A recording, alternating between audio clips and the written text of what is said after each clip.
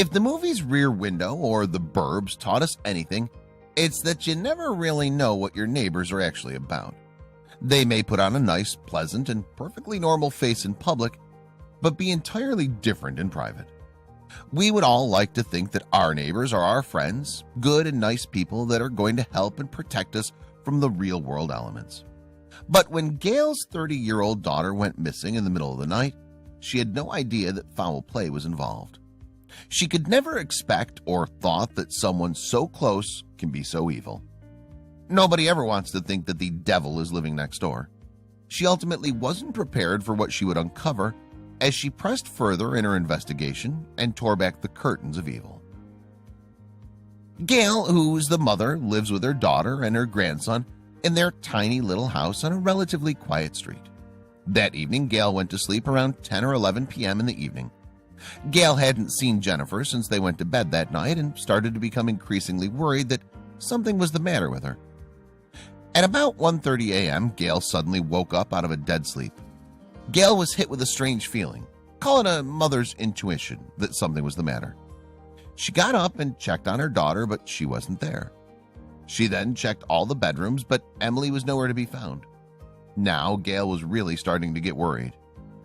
Gayle searched the house frantically and began calling Jennifer's phone in hopes she'd answer and say she was staying at a friend's house. It was unlike Jennifer to do that, but she was trying to be optimistic. She checked every room, every bathroom, and turned the house upside down. She just couldn't imagine where Jennifer was. She then went outside to check her garage and the backyard and front yard, but still no sign of Jennifer anywhere.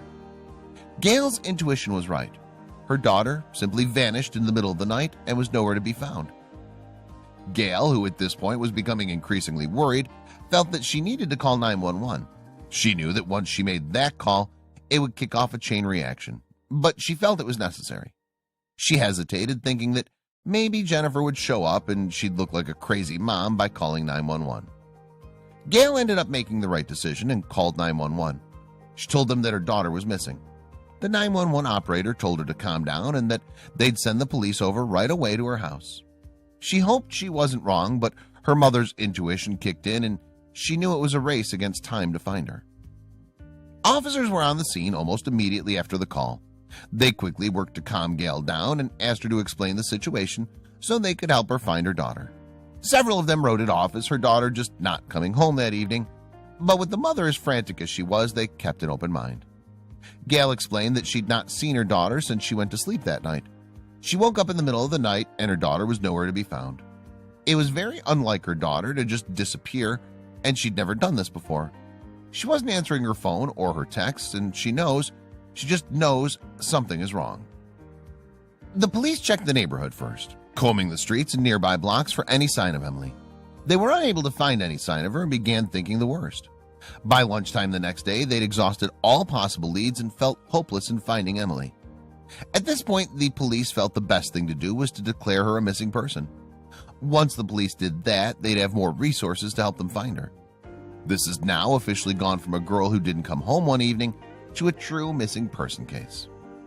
Gayle decided she wasn't going to sit around and wait while the police waited for reinforcements and felt that they'd go out and search for Emily on her own. After all, it was her daughter and nobody would care to find her as much as she would. Gayle Rowe began searching the neighborhood on her own. She couldn't explain it, but she had a feeling that Emily was somewhere close. What Gayle didn't realize was how close she really was and what she was going to find out about her daughter's sudden disappearance.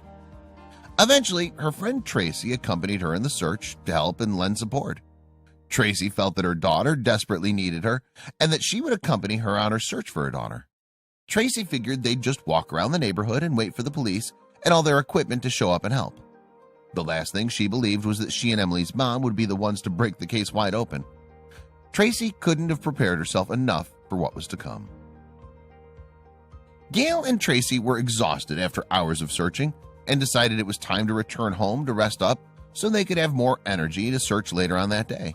They began walking back to Gayle's house in a very somber mood.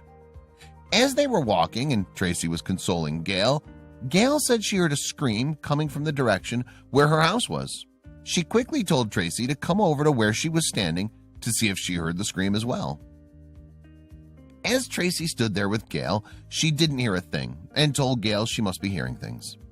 Gayle insisted that she heard something and told her to just hush and listen. They both stood there in silence, listening for a sound. Then, as the wind blew and the birds chirped, they heard a faint voice coming from a distance.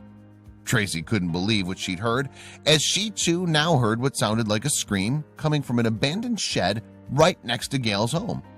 They quickly ran over to the shed in a fury. As they approached, Tracy told her to be careful. They didn't know what was going on and who was watching. The desperate mother ran to the shed and began pounding on the side, shouting, "Emily, if you're in there, yell again so we know you're in there. We'll get you out." They waited and listened. A few more bangs and Gayle began to call out, "Emily, is that you? Are you in there, Emily? Mommy's here to help." After what felt like a lifetime, they heard a faint whine saying, help." Even if it wasn't Emily, someone needed their help. Gayle and Tracy immediately went to the door of the shed to get it open, but it was locked very tight. They kept pounding on the shed and ran around looking for any way possible to get in. The shed was old and beat up, but was locked as if $1 million was inside. They decided that they could not get into the shed alone and called the officers to come help them. They figured this was a serious situation and it was best that an officer handled from there. Police soon arrived on the scene and found the shed was bolted shut with a padlock. They found this extremely odd, given the look of the shed to have been locked so well. They broke out the bolt cutters and got to work. At first the bolt cutters were not working, but finally they were able to get the padlock off and took a look inside the shed. The doors finally swung open to the shed, and to everyone's surprise, the shed was empty. There was nobody inside and no sign of Emily in the shed at all.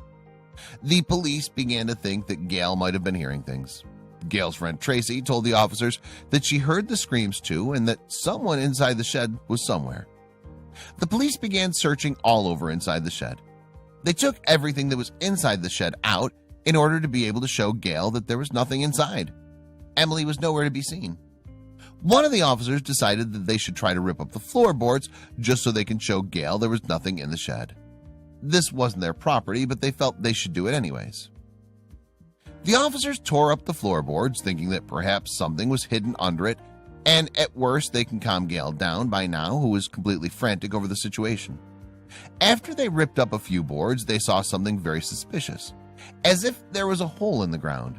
This didn't look right, and the officer called other officers to come have a look. They noticed a large hole dug in the earth, and they saw something which looked like a body crawled up inside the hole. The officers identified themselves and slowly reached down. At that point, the officers realized there was a person in the hole. They then pulled the 30-year-old Emily from the pit. The officers couldn't believe it. Gayle was right. Though it was only about 3.5 feet deep and 2 feet in diameter, it had been covered with boards and heavy objects. A slight woman like Emily would never have been able to shift those objects on her own.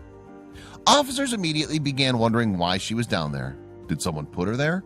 What happened that this girl got locked in a shed? Those questions would soon be answered. The officers approached Emily to find out what happened. Emily was completely unable to speak when she was found. She was in shock, almost apoplectic. Thankfully, there were no obvious signs of any sort of physical injury, but whatever he'd put her through must have been traumatic. Despite being rescued, Emily was not out of the woods yet. One of the officers observed that her silence and shock might actually be some form of seizure. As it turned out, he was right. Emily had battled seizures nearly all her life. The officers immediately called for an ambulance to take Emily to the hospital. The entire way to the hospital, she was in and out of the seizures. Once at the hospital, the officers desperately wanted to find out what had happened to Emily so they could catch the culprit who had did this to her and bring him to justice. Every time she would wake up from the seizure thing, she would try to run, and she's screaming, "No!" She was terrified, said Gayle's friend Tracy. Unfortunately, Emily was not in a position to talk to officers yet. Eventually, Emily made a full recovery, and the seizures stopped. At that point, the officers really wanted to speak with her and ask Gayle if they could. Once Emily was properly away, she finally told the police who'd put her in the pit and caused this all to happen. The police couldn't believe who she fingered as the culprit.